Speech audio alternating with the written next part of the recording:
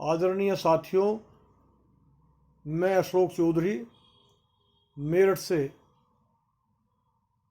हिंदुस्तान का एक जागरूक नागरिक होने के नाते भारतीय जनता पार्टी का एक कार्यकर्ता होने के नाते तथा अखिल भारतीय गुर्जर महासभा उत्तर प्रदेश का पूर्व राष्ट्र सचिव होने के नाते कुछ बात आपके सन्मुख रखना चाह रहा हूँ। साथियों, जैसा कि आप सब लोग जानते हैं कि कल 10 फरवरी को उत्तर प्रदेश उत्तराखंड में पहले चरण का चुनाव है। हम अपने मत का प्रयोग सही दिशा और सही पार्टी को करें, उसके लिए कुछ बिंदुओं पर विचार होना बहुत ज़रूरी है। मैं मेरठ में निवास करने के नाते, क्योंकि मेरठ सन 1857 की क्रांति का केंद्र रहा है, इस क्षेत्र की जनता की भावनाओं से भली भांति परिचित रहा हूँ। हमने और हमारे साथियों ने मिलकर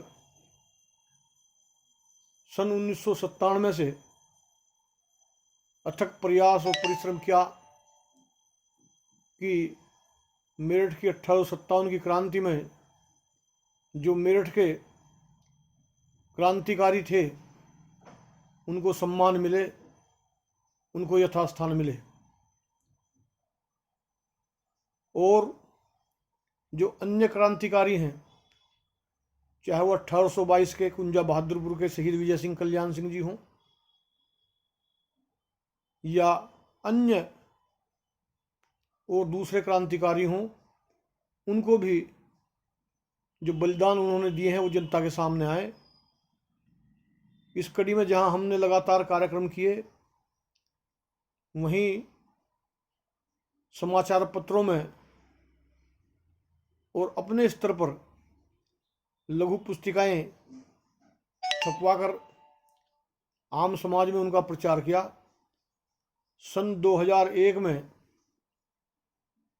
मैंने शहीद विजय सिंह कल्याण सिंह जी के ऊपर एक आर्टिकल लिखा जो 2 अक्टूबर सन 2001 को मेरठ के एक लोकल समाचार पत्र दैनिक जगत चर्चा में छपा। सन 2002 में डॉक्टर सुशील भाटी जी, जो इतिहास के प्रोफेसर हैं, उन्होंने क्रांति के अग्रदूत शहीद विजय सिंह, शहीद कल्याण सिंह के नाम से एक लघु पुस्तिका लिखी। मैं उसका संपादक था। सन 2002 में उत्तर प्रदेश के पशुधन मंत्री डॉक्टर लक्ष्मीकांत वाजपेयी जी के कर कमलों द्वारा एक कार्यक्रम के अंतर्गत हमने उसका विमोचन कराया, उसे वितरित किया। ये सब प्रयास चल रहे थे कि सन 2018 में मेरठ के एसएसपी तत्कालीन राकेश पांडे जी के प्रयासों से सदर कोतवाली में धन सिंह कोतवाल जी की मूर्ति की स्थापना हो गई। यह एक बड़ा कार्य था। सन 2012 में जो सरकार उत्तर प्रदेश में थी, उनके कैबिनेट मंत्री होमगार्ड के श्री वेदराम भाटी जी थे, और हमारे एक मेरठ के सहयोगी साथी भाई वेदपाल चपराना जी, जो होमगार्ड में कमांडेंट थे, उनके प्रयासों से बागपत रोड पर धन सिंह कोतवाल जी के नाम पर एक प्रशिक्षण केंद्र उत्तर प्रदेश सरकार ने बनवाया। इन सब प्रयासों के चलते रहने के बाद अब जो एक नया मोड़, जो एक तरह से इसका चरमोत्कर्ष भी कहा जा सकता है, इसमें यह आया कि 2 जनवरी सन 2022 को भारत के प्रधानमंत्री श्री नरेंद्र मोदी जी और उत्तर प्रदेश के मुख्यमंत्री आदरणीय श्री योगी जी मेरठ पधारे। वे भारत के पहले प्रधानमंत्री थे जो 1857 के शहीदों के जो स्मृति में शहीद स्मारक बना हुआ है वहाँ पर पहुँचे। उसके बाद 28 जनवरी सन 2002 को उत्तर प्रदेश के मुख्यमंत्री योगी जी पुनः मेरठ आए। उन्होंने अपने ट्विटर अकाउंट से एक ट्वीट किया जिसमें मेरठ के 1857 के क्रांतिकारी अमर शहीद धन सिंह कोतवाल जी को स्मरण किया। अब इन बातों के चलते हुए चुनाव प्रारंभ हो गए।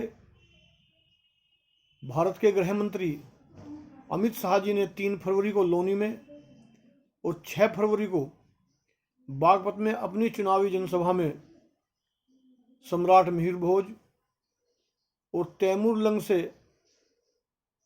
युद्ध करने वाली वीरांगना राम प्यारी चौहान गुर्जर का नाम अपने संबोधन में लिया। यह किसी गृह मंत्री जी इस तरह के नेता के द्वारा पहला ऐसा कार्य था। इसके पश्चात 8 फरवरी को भारत के प्रधानमंत्री श्री नरेंद्र मोदी जी ने उत्तराखंड में एक वर्चुअल रैली को संबोधित किया जिसमें शहीद विजय सिंह जी जो कुंजा बहादुरपुर के थे उनका स्मरण कर उन्होंने रैली के भाषण की शुरुआत की। ये वो कार्य हैं जो अब से पहले किसी भी सरकार के जो नेता थे उन्होंने इन शहीदों का स्मरण नहीं किया। हम सब लोग और हमारे समाज में यह सदा पीड़ा रही कि हमारे पूर्वजों ने जो बलिदान जो संघर्ष देश की अस्मिता के लिए किया था उसको आज़ाद भारत में वह सम्मान नहीं मिला जो आज मिलता हुआ दिखाई दे रहा है। साथियों, 23 मार्च को शहीद दिवस पर 2021 में मवाने में धन सिंह कोतवाल जी की मूर्ति का एक अनावरण भी कार्यक्रम हुआ। उसमें जो उत्तर प्रदेश के पूर्व मुख्यमंत्री थे अखिलेश यादव जी आए थे। अतुल प्रधान जी के द्वारा वह कार्यक्रम किया गया था। वह भी एक अच्छा कार्यक्रम था, उससे भी एक अच्छा संदेश गया था। लेकिन कल जो 8 फरवरी को भारतीय जनता पार्टी का घोषणा पत्र लखनऊ से घोषित हुआ, उसमें मेरठ में धन सिंह कोतवाल जी के नाम पर एक अत्याधुनिक पुलिस ट्रेनिंग सेंटर की घोषणा उसमें की गई है। यह इस दिशा में बढ़ता हुआ एक बहुत बड़ा कदम है। साथियों, स्वतंत्रता सेनानी सभी के होते हैं। हमारा इसमें आगे प्रयास रहेगा कि मेरठ के शहीद स्मारक में एक वार मेमोरियल सरकार बनाए जिसमें 1857 की क्रांति में जो पूरे भारत में लोगों ने शहादत दी उनका जो भी डाटा हमारे पास है, जो नाम हैं भारत सरकार के पास, वो सब एक जगह अंकित हों ताकि जो लोग वहाँ घूमने जाएं वो सब उन लोगों का स्मरण कर सकें। साथियों, अब से पहले सन 1996 और 99 के बीच 98 के बीच डॉक्टर श्री साहब सिंह वर्मा जी दिल्ली के मुख्यमंत्री थे। उन्होंने NH-24 का नाम सम्राट मिहिर भोज के नाम पर कराया था। उसके बाद सन 1999-2004 के बीच माननीय श्री अटल बिहारी वाजपेयी जी प्रधानमंत्री रहे। अक्षरधाम मंदिर में सम्राट मिहिर भोज की मूर्ति का अनावरण उनके द्वारा किया गया।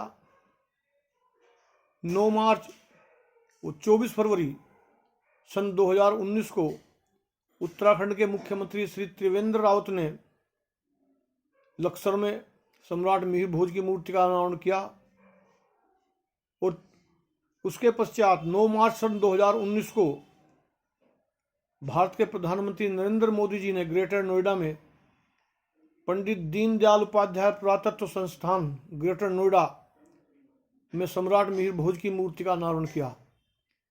इस समय तक सब कुछ ठीक ठाक था, लेकिन 22 सितंबर को दादरी कस्बे में मिहिर भोज कॉलेज में सम्राट मिहिर भोज की मूर्ति के अनावरण के समय, जिसमें प्रदेश के मुख्यमंत्री जी मुख्य अतिथि थे, एक विवाद खड़ा हो गया। उस विवाद को सुलझाने में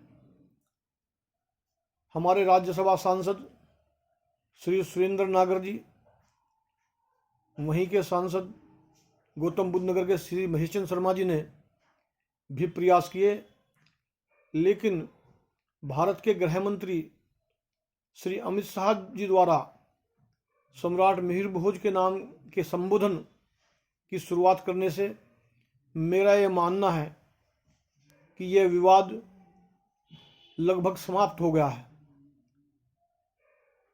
एक जागरूक मतदाता होने के नाते मैं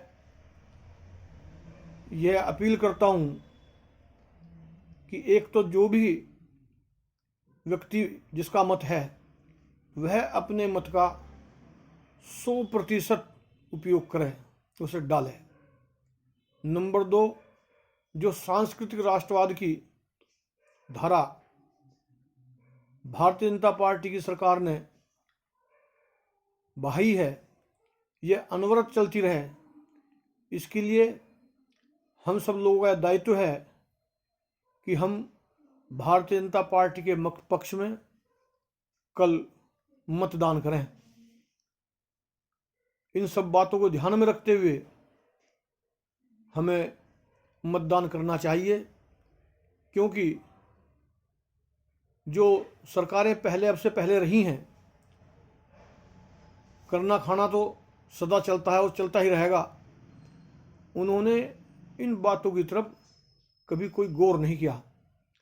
आप जो भी भाई, जिन लोगों तक मेरी यह बात पहुँचे, मैं उनसे यही प्रार्थना करूँगा कि जो बातें मैंने कही हैं वे तर्क संगत हैं, तथ्यों पर हैं, उनमें किसी पार्टी या किसी दल की अतिशयोक्ति नहीं है।